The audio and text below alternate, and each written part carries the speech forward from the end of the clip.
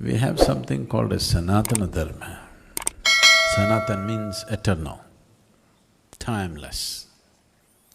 Dharma does not mean religion, dharma means a law. So they were talking about eternal laws which govern life and how we can be in tune with it. Right now, whether you've been to school or not, whether you're a great scientist or not, still, right now you are complying by all the physical laws on this planet. Yes or no? Otherwise you couldn't sit here and exist. So similarly, there are other kinds of laws which are not physical in nature, which govern the life process within you. So they identified these things and they said, these are the laws which govern one's life. But over a period of time, every enthusiastic person that came from generation to generation went on adding their own stuff according to the necessity of the day or according to the necessity of the vested interests of the day. In so many ways, it's happened all kinds, and people added many things.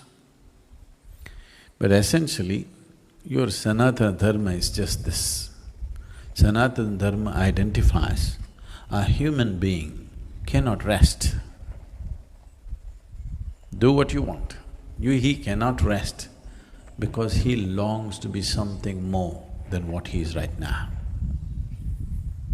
You cannot stop it. You teach him any kind of philosophy, you cannot stop it. Whoever he is, he wants to be little more than who he is right now. If that little more happens, he will seek little more and little more.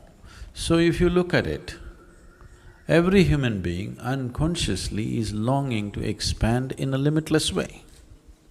So every human being unconsciously is looking for a boundless nature or a limitless possibility.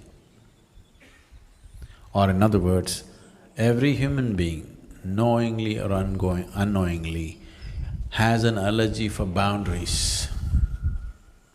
When you threaten his existence, his instinct of self-preservation will build walls of protection for himself. The same walls of protection, when there is no external threat, immediately he experiences it as walls of self-imprisonment.